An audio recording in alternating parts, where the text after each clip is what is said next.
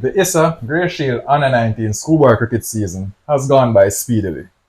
We are now into the semi-final stages. We have Excelsior against ULMAs and St. Jago against Kingston College. What has the competition been like so far for you? It's been an exciting one. I've really enjoyed seeing all the talent on display. It's been, well, there have been some surprises, some new players that we probably weren't aware of before. A player that stands out for me in that case is somebody like Dante Clark, who had played youth cricket for Jamaica before, but he's somebody that I think has really set this tournament alight. You think of Milton looking from St. Jago, who is someone who did not play youth cricket. He played for St. Jago last year and I went to the final, but he's been brilliant this year. Kuyen Ormsby from St. Catherine High as well, joint leading wicket taker in the competition, left arm orthodox spinner. So those are three players probably not that well known, but they've been exciting in the competition, and I really enjoyed seeing them play. So let's look at the Excelsior team.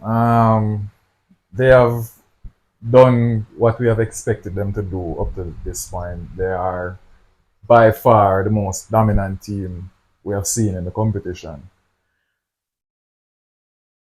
Would you say they are favorites to win still? I would still say they're favorites. When you look at their unit, it's really the strength of the collective. They have players from numbers 1 to about 8 or so scoring half centuries. They have a number of players taking 5 wicket hauls. They have a number of national representatives. They have spin bowlers, seam bowlers, wrist spinners, finger spinners. It's like they have everything. They have everything there, really. When you look at a unit, the strength of the unit, I think they tick all the boxes, and they also have a very good coach, which is important at this level. So based on what you've just said, their opponents, Ulma's boys, they might as well not turn up for the game. I would never say that. I disagree with that. I think Wilmers are a decent team as well. I think they've done well. At one point, it looked like they were a bit out of it in the competition, but they really found some form towards the latter end of the first round. And then in the second round, I think their captain really stood up and made himself counted. That would be Nikolai Mackenzie. And I think a senior player like Brian Charles Largy really came to the party towards the latter end of the first round and in the second round. He went to open the batting and he's gotten some big scores, which has really helped them, and he spent time at the wickets. In regards to them playing against Excelsior, it's clear that they will go into the game as underdogs. No two ways about that. But what I would say at this level is that the players are young. It's still a big game, it's still a big occasion, and Excelsior has to be wary of complacency, I would say.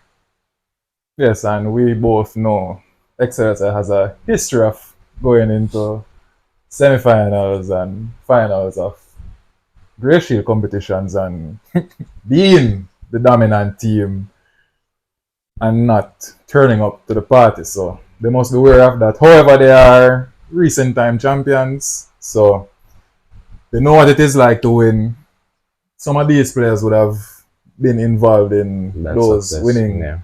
teams, so they should make it over the line in this semi-final. The second game sees St. Jago High, last year's beaten finalists, tackling Kingston College, led by Kevandre Virgo. How has that team looked so far?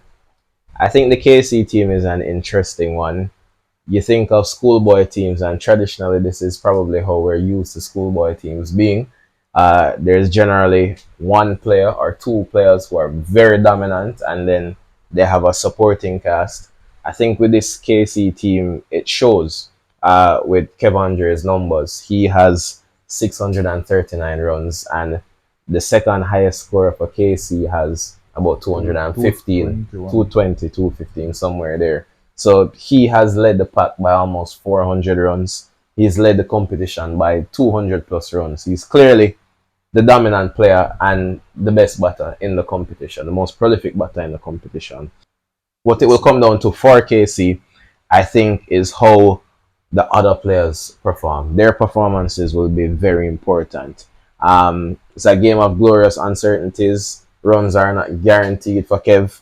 So it's about everybody in the team stepping up and playing their part.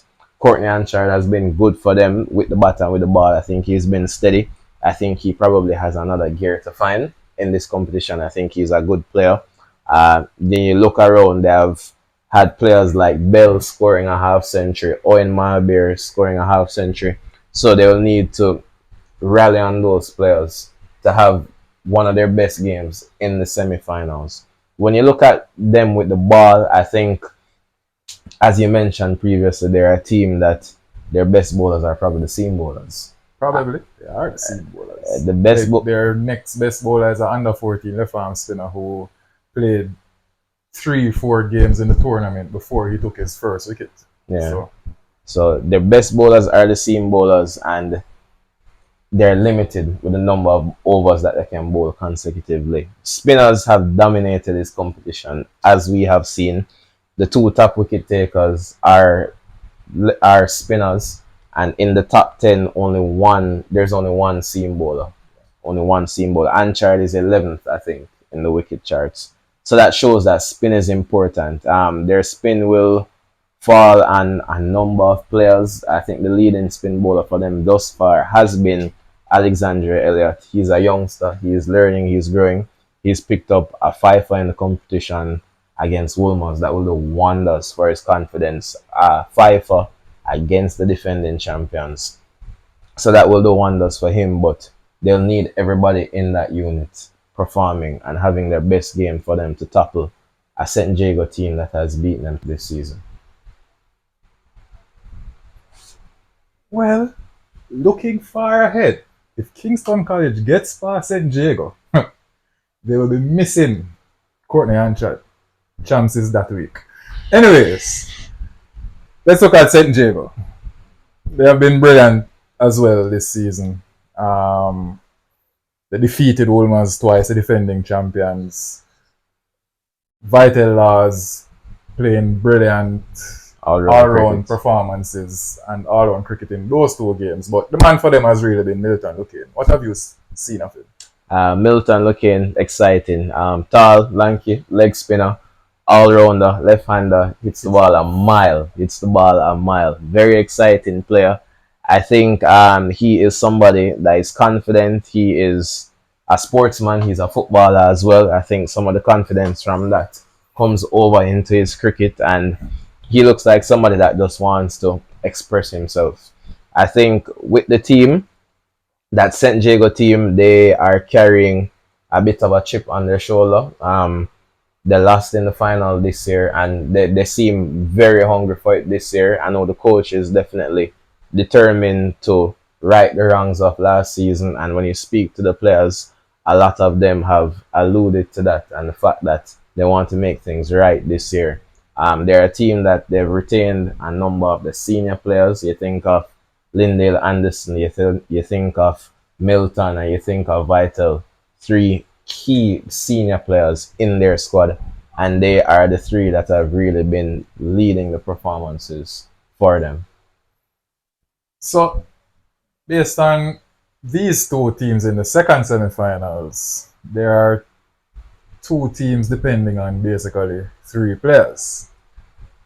The only difference is St. Jago's bowling attack is bolstered well, supported by two spinners, while KC only has 16 overs per session of pace.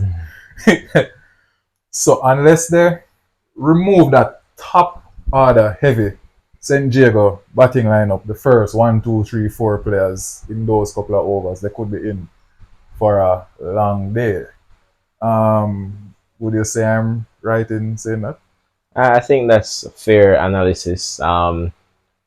The one weakness you'd probably say in the St. Jago unit is their batting. They don't seem to be the strongest batting team.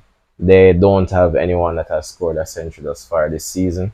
I don't think they've had any big half centuries either. I think the highest score for them has been probably 60 or something in the 50s. So they haven't had big scores, but they've had players who have Consistently, okay. consistently chipped in.